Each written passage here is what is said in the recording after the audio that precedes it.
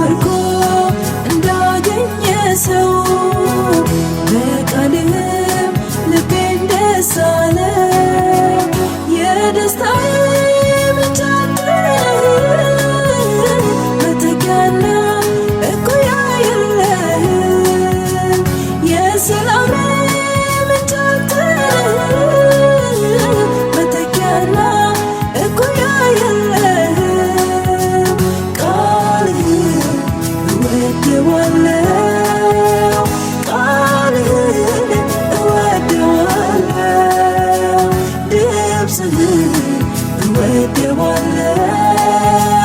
ድምፅህን እወደዋለሁ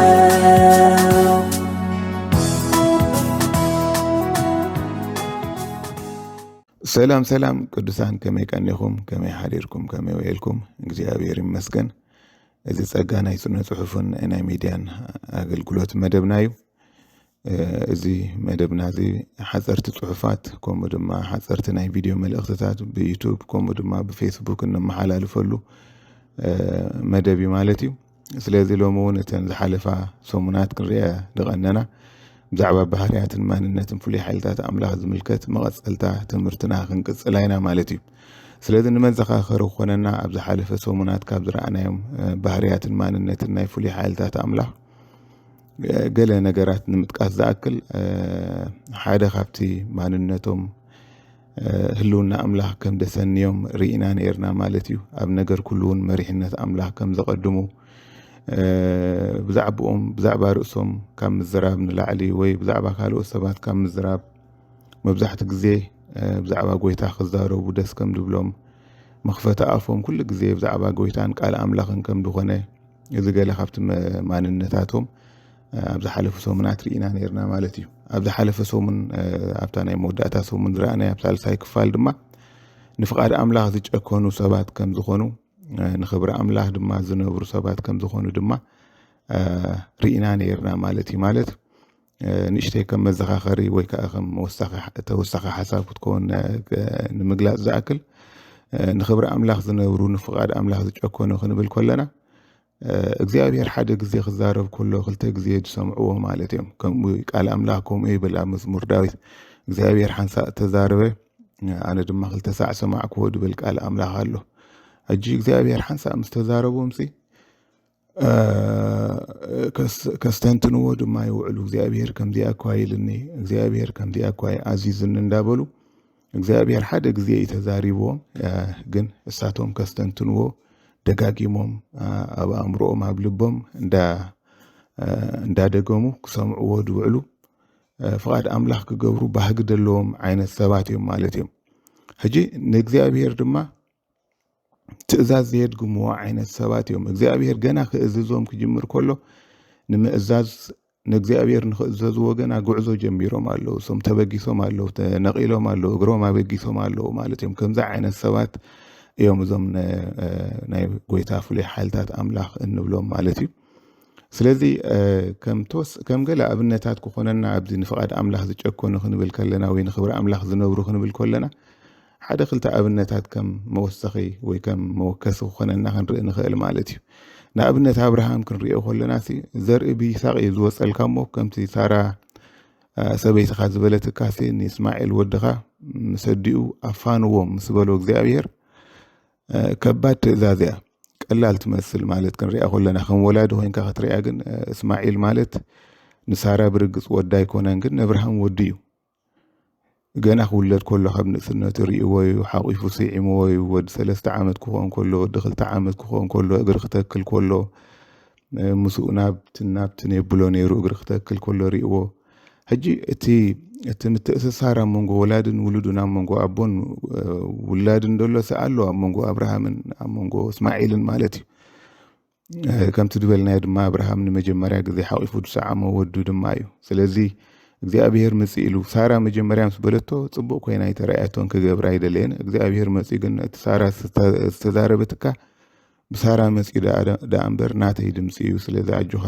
ኣፋንዋ ምስ ወዳ ምስ በሎ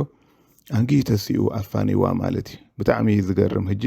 እዞም ናይ ኣምላኽ ፍሉይ ሓይልታት ኩሉ ግዜ ከምዛ ዓይነት ባህሪ ኣለዎም ተቀዳዲሞም ቅድሚ ኩሉ ነገር ነቲ ኣምላኽ ዝበሎም ክገብሩ ዝብገሱ ዝለዓሉ ሰባት እዮም ማለት እዩ ካልእ እውን እግዚኣብሔር ነብርሃም እንደገና ኣብ ዘፍጥረት 22 ድማ ማለት እዩ ኣብ ዘፍጥረት 22 ድማ ናብ ከረን ሞርያ ኪድሞ ኣብቲ ሓደ ካብቶም ኣነ ዘርእየካ ኣብቶም ኣብኡ ዘለዉ ኣኽራናት ኣብ ሓደ ንወድኻ ስዋ ኣለይ ምስ በሎ ድማ ኣብርሃም ሕጂ እውን ምስ ስጋን ደምን ከይተማኸረ አንጊሑ ተስእዩ ይብለና አንጊሑ ተስእዩ ድማ ጉዞኣቱን ካልእ ነቲ መስዋዕቲ ዘድልዮ ነገራትን ኩሉ ኣልዒሉ ድማ ንጉዕዞ ክብገስ ከሎ ንሪኦ ማለት እዩ ወዱ ንኽስውእ ንኣምላኽ ንኽእዘዝ ማለት እዩ ከምኡ ድማ ብጣዕሚ ዘገርም ከዓኒ ኣብ ኢሳያስ 23 ድማ ብጣዕሚ ሓደ ዝገርም ነገር ድማ ንረክብ ማለት እዩ እግዚኣብሔር ብዛዕባ ንጉስ ኣሶር ንእሱራት ግብፅን ንምርኳት ኢትዮጵያን እንታይ ዓይነት ውርደት ከም ደዋርዶም ከመይ ዓይነት ማሪኹስ እንታይ ከም ድገብሮም ትንቢታዊ መልእኽቲ ከም መሓላለፍ ስለ ዝደለየሲ ንኢሳያስ ንነቢ ኢሳያስ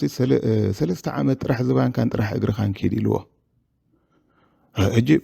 ኢሳያስ 3 ዓመት ሙሉእ ጥራሕ ዝባኑን ጥራሕ እግርን ከይዱ ማለት እዩ እንታይ ንኽብል እታ እግዚኣብሔር ዝተዛረቦ መልእኽቲ ማለትኒ ንጉስ ኣሶርሲ ንእሱራት ግብፅን ንምሩኻት ኢትዮጵያን ከምዚ ገይሩ ከዋርዶም እዩ ትብል እዚኣ መልእኽቲ እዚኣ ንከም መሓላለፍ ኢሳያስ ክብሪ ገዛእ ርእሱ ደርቢዩ ማለት እዩ ክብሪ ገዛእ ርእሱ ደርቢዩ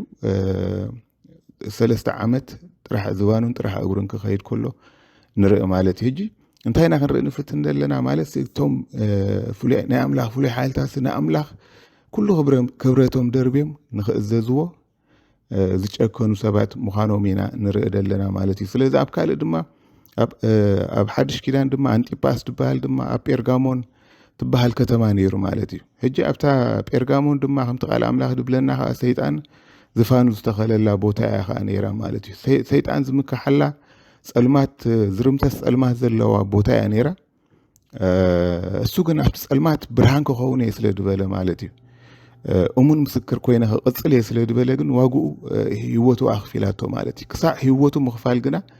ብርሃን ኮይኑ ደሚቑ ንኣምላኽ ኣስሚርዎ ንጎይታ ኣስሚርዎ ንጎይታ ኣኽቢርዎ ከዓ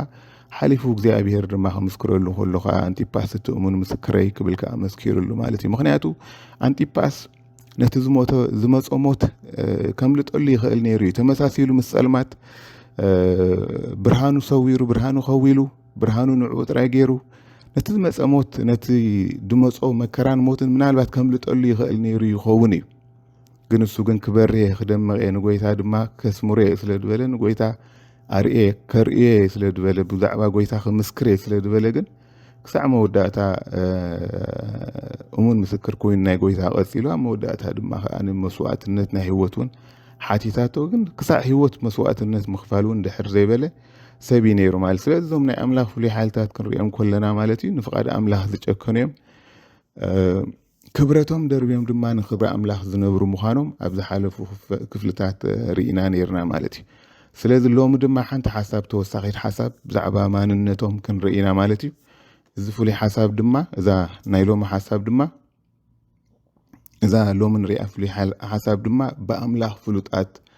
ድማ እዮም ትብል እያ ማለት እዩ እዞም ናይ ኣምላኽ ፍሉይ ሓይልታት ብኣምላኽ ኣዝዮም ፍሉጣት እዮም ሕጂ ኣምላኽ ዘይፈልጦ ሰብ ብርግፅ የልቦን ኣምላኽ ዘይፈልጦ ፍጥረት ብርግፅ የልቦን ግን ኣምላኽ እንዳፈለጠ ድማ ዘይፈልጦ ሰብ ከዓ ኣሎ ማለት እዩ ከም ኣብነት ናይ ኢዮብ ክንርኢ ንኽእል እግዚኣብሔር ኣብ ቅድሚ ኩሎም ሰራዊት ሰማይ ኣብ ቅድሚ ዲያብሎስ ብዛዕባ ኢዮብ ንስሙ ጠቒሱ ክወራረደሉ ከሎ ንሰበይቲ ኢዮብ ኣይጠቐሳን ከምዚ የላ ኮይኑ እግዚኣብሔር ትሚሉ ማለት እዩ ምክንያቱ ሰበይቲ ኢዮብ ክንሪኣ ከለና ብፅድቂ ናይ ሰብኣያ ተኸዊላ ትኸይድ ዝነበረት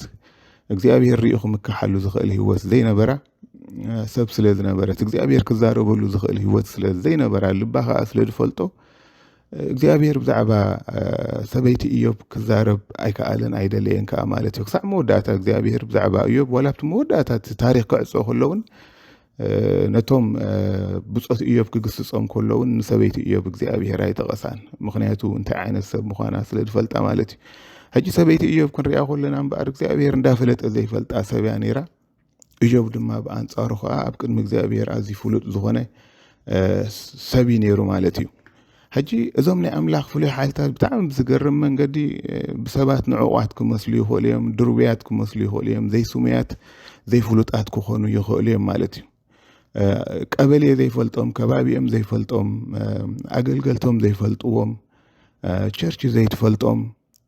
ኣብ ገለ እዋናት እውን እቲ መጻምዶም ወይ መጻምዶም እኳ ደይፈልጦም ደይፈልጠን እውን ክኾና ወይ ክኾኑ ይኽእሉ እዮም ማለት እዩ ግን ኣብ ቅድሚ ኣምላኽ ግና ኣዝዮም ፍሉጣት እዮም ማለት እዩ ኣብ ቅድሚ ኣምላኽ ድማ ዓበይቲ እዮም እግዚኣብሔር ዝንእዶም ሰባት እዮም ማለት እዩ ሕጂ እግዚኣብሔር ትውልዲ ክርኢ ከሎ ንዕኦም እዩ ዝርኢ ድሳገር ትውልዲ ክርኢ ከሎ ድወፅእ ትውልዲ ክርኢ ከሎ ንዕኦም እዩ ዝርኢ ዝኸበደ ተልእኮታት ክርኢ ከሎ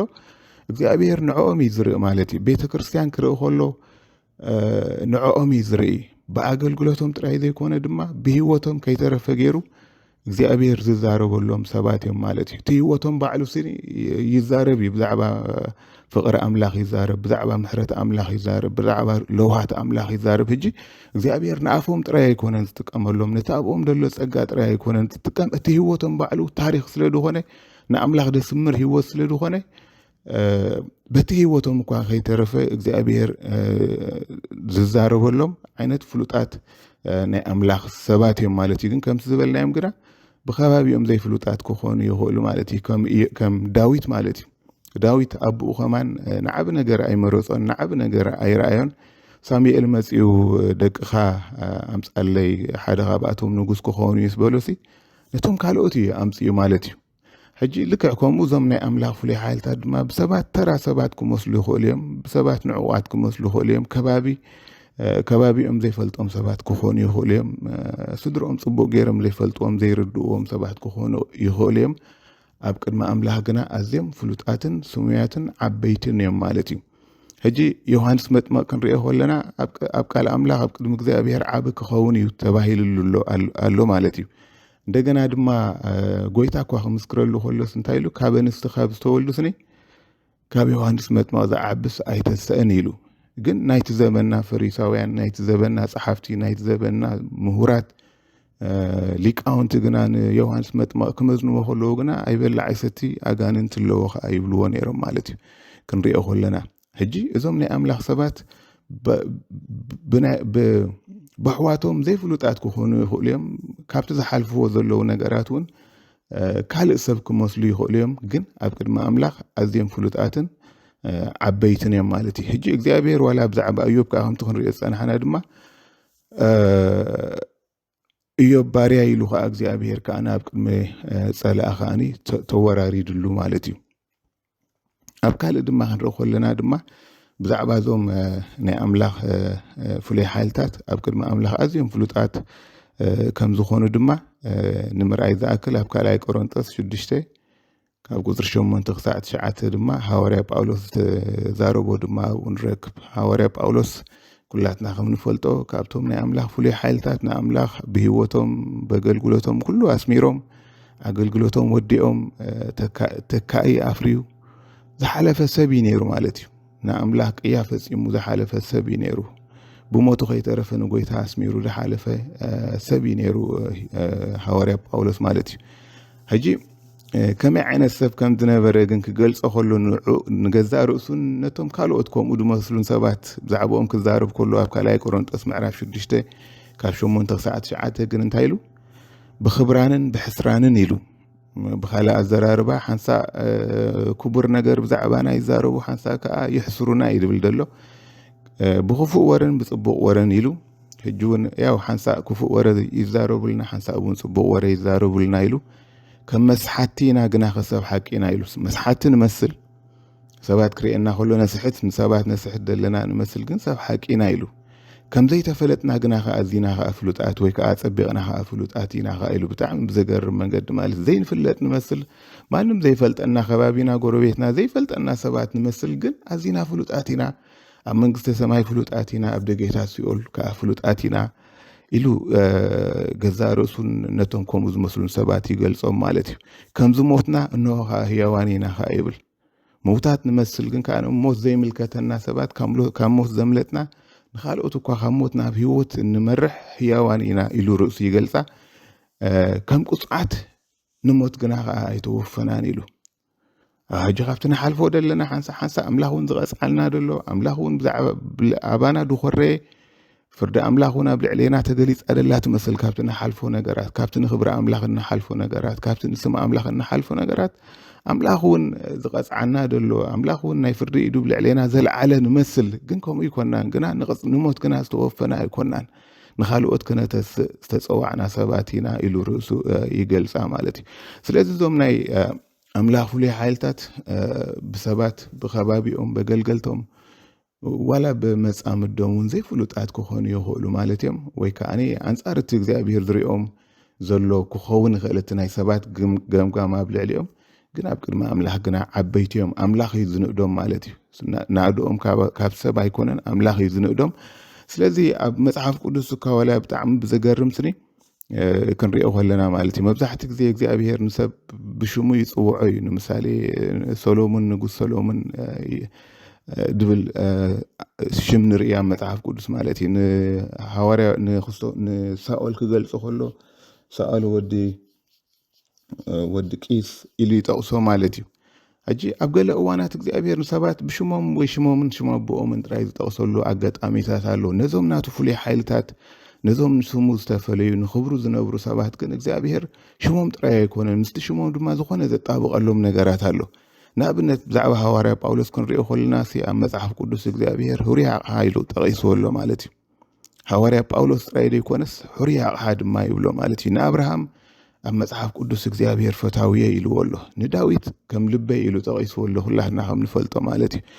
ብዛዕባ ዳንኤል ክንሪኦ ከለና መጽሓፍ ዳንኤል ዝብል ኣብ መጽሓፍ ቅዱስ ሰፊሩ ንረክብ ማለት እዩ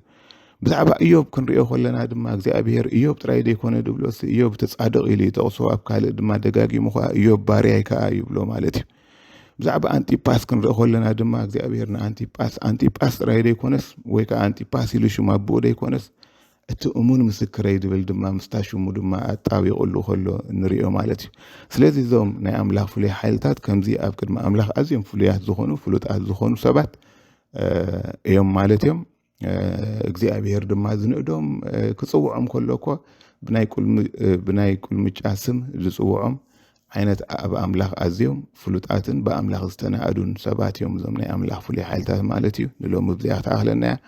ኣብ ዝቕፅል ጎይታ እንተፈቐዶ ብዝቕፅል መደባት ክንራኸብ ኢና ጎይታ ይባርኩም